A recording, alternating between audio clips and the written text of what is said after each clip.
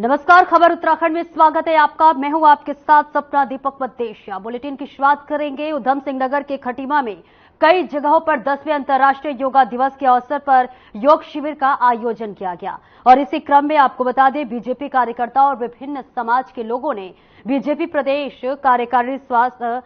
रमेश चंद्र जोशी के नेतृत्व में हिंद पब्लिक स्कूल के परिसर में शारीरिक, मानसिक और इसी के साथ साथ आध्यात्मिक तंत्र को संतुलित रखने तथा मस्तिष्क को एक सकारात्मक ऊर्जा प्रदान करने के उद्देश्य से योग शिविर का आयोजन किया गया और योगाभ्यास भी किया गया। तो वहीं बीजेपी नेता जोशी ने अंतर्राष्ट्रीय योग दिवस की शुभकामनाएं देते हुए बताया कि प्राचीन समय से चली आ रही योग पद्धति हमारी सांस्कृतिक विरासत है और योग को दैनिक जीवन में अपने व्यवहार में लाना चाहिए और वही योग से मस्तिष्क एवं शरीर स्वस्थ रहता है।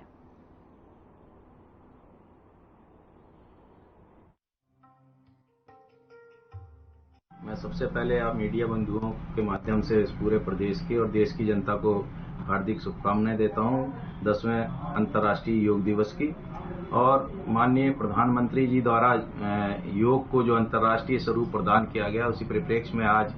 भारतीय जनता पार्टी के कार्यकर्ताओं ने और समाज के अन्य विभिन्न वर्गों के लोगों ने एक साथ मिलकर के योग दिवस के इस कार्यक्रम को संपन्न कराया। और आप जैसा कि जानते ही हैं, योग का मतलब जोड़ना।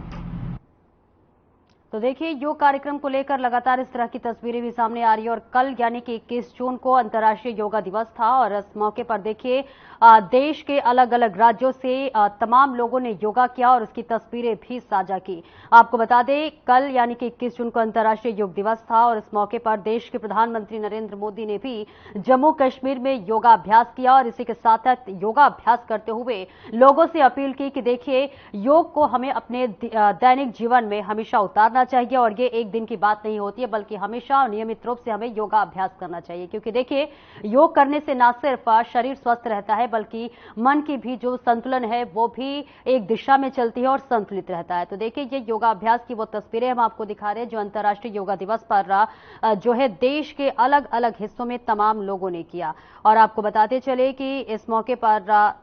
देश के अलग अलग राज्यों से मुख्यमंत्रियों ने भी जो है योगा अभ्यास किया और इसी के साथ साथ उन्होंने अपने तमाम सांसदों और विधायकों से भी जो है योग के कार्यक्रम में भाग लेने के लिए और इसी के साथ साथ उनके जरिए लोगों को इसके लिए जागरूक करने के लिए भी संदेश दिया। तो देखिए, योगाभ्यास की तस्वीरें हम आपको दिखा रहे हैं, योग कार्यक्रम की जो है तस्वीरें दिखा रहे हैं। कल तमाम जगहों पर योग का कार्यक्रम आयोजन किया गया था और देखिए कई जगह वर्चुअली के माध्यम से भी जो है योगा अभ्यास किया गया। वर्चुअल तरीके से लोग एक दूसरे के साथ जुड़े और इस योग के कार्यक्रम को आगे बढ़ाते हुए उन्होंने योग जो है किया। इसी के साथ साथ बता दें कि अंतर्राष्ट्रीय योगा दिवस जो कि हर साल 21 जून को मनाया जाता है और इस मौके पर देखिए न सिर्फ देश में बल्कि विदेशों में भी जो है भव्य तरीके से इसका आयोजन किया जाता है। कार्यक्रम जो है भव्य तरीके से आयोजन किया जाता है और तमाम लोग जो है इस योगा अभ्यास में भाग लेते हैं और योग दिवस मनाते हैं। क्योंकि योग देखिए हमारे दैनिक जीवन के लिए बेहद महत्वपूर्ण होता है, क्योंकि योग शिविर का देखिए हमारे एक तरह से कहें तो जीवन में भी खासा महत्व रखता है। देखिए, रमेश चंद्र जोशी के नेतृत्व में योगा अभ्यास किया गया जिसकी तस्वीरें हम आपको दिखा रहे हैं, जो कि 10वां अंतर्राष्ट्रीय दिवस था कल और इस मौके पर देखिए तमाम जगह अलग अलग जगह शिविर का भी आयोजन किया गया।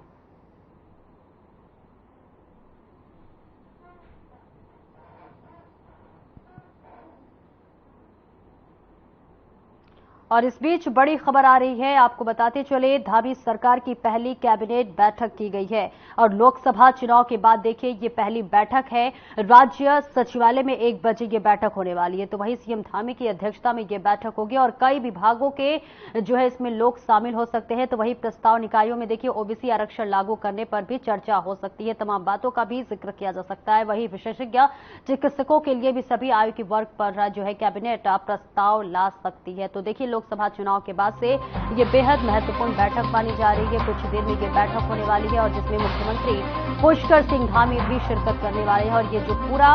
कार्यक्रम है, पूरी जो ये बैठक है मुख्यमंत्री पुष्कर सिंह धामी के अध्यक्षता में हो रही है। तो देखिए, लोकसभा चुनाव संपन्न हो चुका है, 4 जून को उसका रिजल्ट भी आ चुका है और उसके बाद से देखिए ये पहली बैठक है जो है उत्तराखंड में, जो कि मुख्यमंत्री पुष्कर सिंह धामी के नेतृत्व में हो रहा है, उनकी अध्यक्षता में हो रहा है। धामी सरकार की ये पहली कैबिनेट बैठक मानी जा रही है। तो देखिए, हर जगह अगर बात करें लोकसभा चुनाव की तो कैबिनेट मंत्रियों का भी चुनाव हो चुका है और इस बीच अगर राज्यवार अगर बात कर ले तो देखिए उत्तराखंड में आज ये बेहद अहम बैठक होने वाली है, जो मुख्यमंत्री पुष्कर सिंह धामी जो है इसकी अध्यक्षता करने वाली है।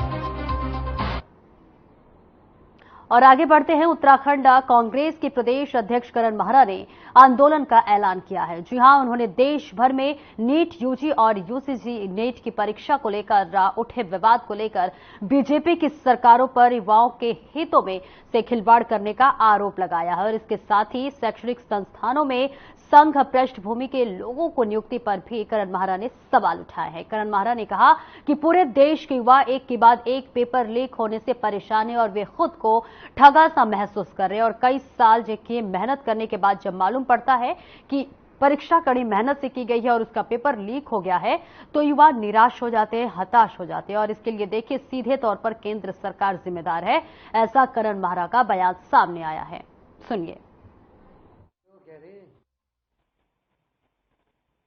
आज भारतवर्ष में पूरी तरीके से व्यवस्था एक चरमराई हुई है। जो नौजवान नवयुवतियां अपने कैरियर के लिए 8-8 घंटे से लेकर 15 घंटे तक पढ़ते हैं और कोशिश करते हैं कि वो किसी बड़ी परीक्षा को पास करें, आज उनके सपनों के साथ छलावा हो रहा है। पूंजीपतियों के बच्चे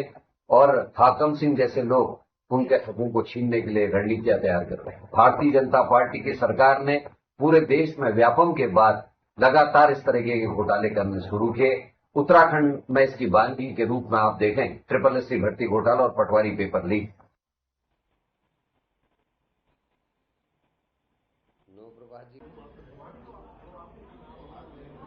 तो देखिए, लगातार जो पेपर लीक का मामला है वो गरमाया हुआ है और इस बीच पेपर लीक मामले पर लगातार विपक्ष सरकार पर सवाल उठा रहा है। तमाम विपक्ष के नेताओं ने भी देखिए अपने बयान साझा किए हैं। उनका कहना है कि देखिए भविष्य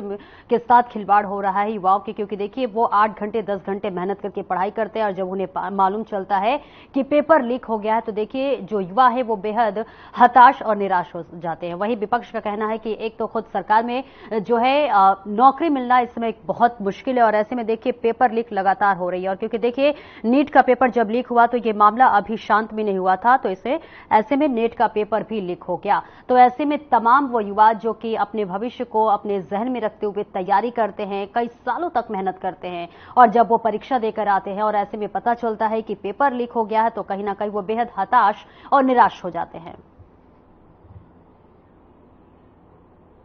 और वहीं आगे बढ़ते हैं, खाद्य नागरिक आपूर्ति एवं उपभोक्ता मामले मंत्री रेखा आर्या की अध्यक्षता में राजधानी देहरादून के विधानसभा भवन में समीक्षा बैठक हुई और इस बीच रेखा आर्या ने कहा कि अंत्योदय परिवार और पीले कार्ड धारकों को कितना राशन वितरित हुआ है, ये बैठक का उद्देश्य था। और इसी के साथ साथ आपको बता दें कि जानकारी यह भी आया है कि राशन निर्बाध तरीके से हमारे उपभोक्ताओं को प्राप्त हो रहा है और साथ ही उन्होंने कहा कि मुख्यमंत्री द्वारा अंत्योदय परिवारों को मुफ्त में गैस रिफिल करने की योजना के तहत व्यवस्था तो दी गई है, लेकिन उन्हें सब्सिडी नहीं दी गई है।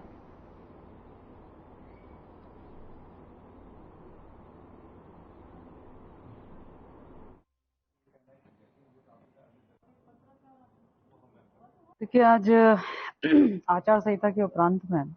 खाद्य विभाग की समीक्षा बैठक ली गई है, जिसका उद्देश्य ये था कि जो हमारे अंत्योदय के परिवार है अथवा हमारे जो PHH कार्ड धारक हैं अथवा हमारे जो पीले कार्ड धारक हैं,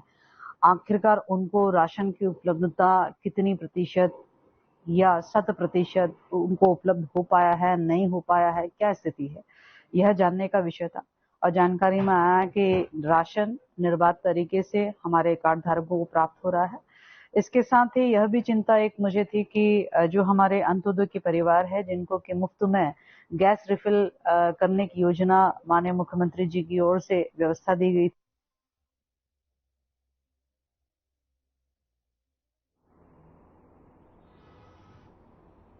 तो वहीं पौड़ी योग अनुदेशक महासंघ के आह्वान पर योग दिवस पर अनुदेशकों ने बाजू पर काली पट्टी बांधकर मौन विरोध जताया। महासंघ मानदेय सहित विभिन्न मांगों के हल नहीं होने से नाराज हैं। तो वहीं पौड़ी महासंघ की कोषाध्यक्ष गीता रावत ने कहा कि शुक्रवार को विभिन्न केंद्रों पर योग अनुदेशकों ने अपनी बाह पर काली पट्टी बांधकर योगाभ्यास करवाया। वहीं योग अनुदेशक बेहद कम मानदेय पर विभाग में सेवाएं दे रहे हैं। महिला पुरुष अनुदेशकों की वेतन में भी असमानता है और इस संबंध में पहले में भी सरकार से वार्ता हुई है और लेकिन कोई हल नहीं निकला, जिस पर विरोध जो है स्वरूप बाजू पर काली पट्टी बांधकर योग की क्रियाएं की गई।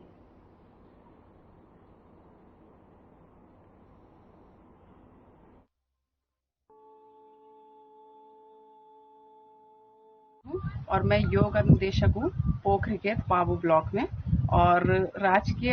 आयुर्वेदिक एवं यूनानी विभाग से मैं संबंधित हूँ एज अ योगा इंस्ट्रक्टर। तो आज हमारे पूरा उत्तराखंड में जैसे योग अनुदेशक है तो मात्र 250 रुपये 1 घंटे का सेशन हम लोग दे रहे हैं, जिसमें महिलाओं के मात्र 20 सेशन है और जिसमें पुरुषों के हैं 31 सेशन। तो उनके 8,000 और महिलाओं के 5,000 रुपये हमारी जो मानदेय है वो निर्धारित किया गया है। तो उसी के उस पर कि हम लोगों को इतना कम मानदेय है और पुरुषों और महिलाओं में इतनी असमानता देखी जा रही है कि 5,000 जहां महिलाएं 20 सेशन कर सकती हैं वहां वो 31 भी कर सकती हैं।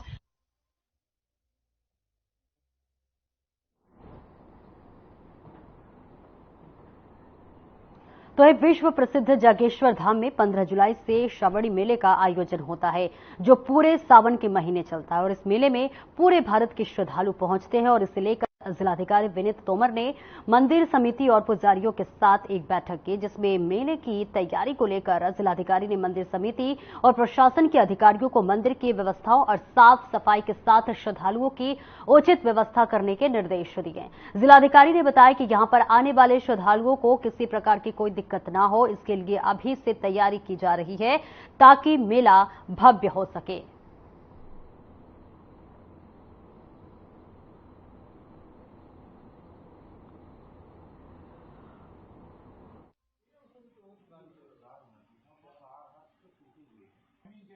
सुनिश्चित करना चाह रहे हैं कि साफ सफाई की व्यवस्था पर अच्छी तरीके से रहे,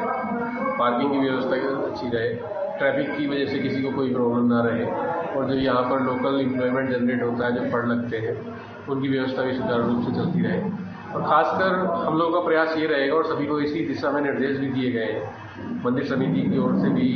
और जो पुजारी समूह है उनको भी, और जो हमारे अधिकारीगण हैं, जो भी श्रद्धालु आते हैं वो एक अच्छे अनुभव के साथ यहाँ से जाएं और किसी प्रकार की शिकायत उनकी ओर से उनको ऐसा एहसास ना हो कि उनको शिकायत करने की आवश्यकता, वो संतुष्ट होए, अपने अच्छे से दर्शन करें और उसके पश्चात यहाँ से अच्छे अनुभवों को लेकर जाएं।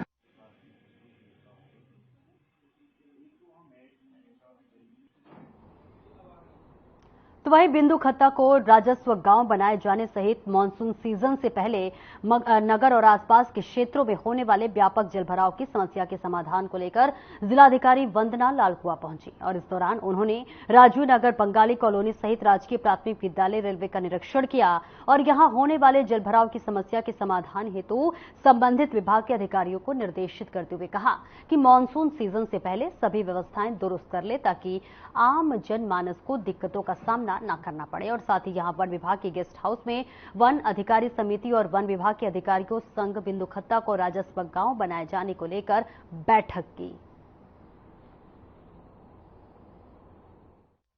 बिंदु खत्ता का जो राजस्व ग्राम बनाने का प्रस्ताव है, उसके संबंध में माननीय मुख्यमंत्री जी की घोषणा है, जिसके क्रम में फरवरी में एक ब्लॉक स्तरीय समिति की बैठक करी गई थी वनाधिकारों के संबंध में, और जिला स्तरीय समिति की बैठक करके एक प्रस्ताव शासन को हमने संदर्भित किया है जनपद स्तर से। उसके विषय में आज विचार विमर्श हमने ग्रामवासियों के साथ किया, जिसमें ग्रामवासियों के द्वारा कुछ और अतिरिक्त जो प्रपोजल्स हैं उनको भेजे जाने के लिए रिक्वेस्ट की गई है। तो उसका हम लोगों ने आज यहाँ निर्णय लिया है। ये जो अनुपूरक प्रस्ताव है उसको भी हम लोग यथाशीघ्र भिजवाएंगे।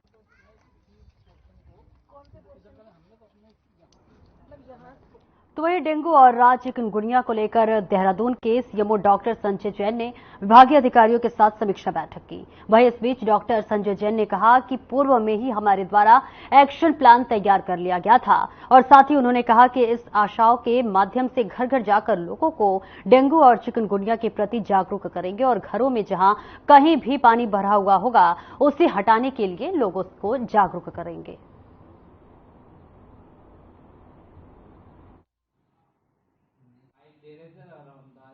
जैसे कि आपको मालूम ही है कि प्री मानसून की बारिश शुरू हो गई है और डेंगू का जो प्रकोप होता है रुके हुए साफ पानी में ही होता है, तो समय से ही हम उसकी तैयारी करने के लिए आज मैंने अपनी इंटरनल समीक्षा बैठक की थी। तो उसमें जो हमारा एक्शन प्लान पूर्व में ही में तैयार कर लिया गया था।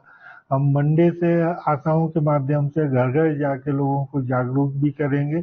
और जहाँ कहीं भी घरों में पानी भरा हुआ होगा तो उसको हटाने के लिए लोगों को जागरूक करेंगे। इससे पूर्व भी पिछले हफ्ते से नगर निगम की जितनी भी कूड़े की कलेक्टिंग वाली गाड़ियां हैं उसमें हमारे द्वारा पंपलेट उनको उपलब्ध कराए गए थे।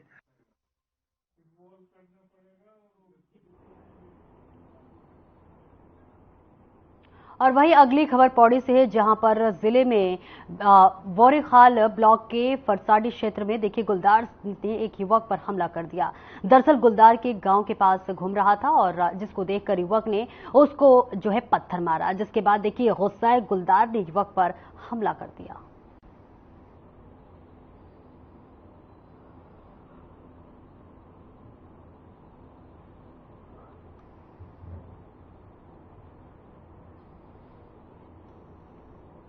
और वहीं अब खबर ऋषिकेश से है, जहां पर बीते शुक्रवार को शाम अचानक बदले मौसम के बाद तेज तूफान चलने लगा। तूफान की वजह से देखिए एक पेड़ अचानक से चलती हुई कार के ऊपर जा गिरा और पेड़ के गिरते ही कार सवार किसी तरह खिड़की तोड़कर नीचे उतरे और अपनी जान बचाई। इस दौरान देहरादून रोड पर पेड़ गिरने से ट्रैफिक भी बाधित हो गया, जिसमें से देखिए कई किलोमीटर लंबी ट्रैफिक की लाइन लग गई और सूचना मिलते ही पुलिस, एसडीआरएफ, फायर ब्रिगेड और वन विभाग की टीम मौके पर पहुंची और 1 घंटे की मशक्कत के बाद सभी विभाग ने आपसी सामंजस्य स्थापित कर पेड़ को काटकर सड़क से किनारे किया। तब जाकर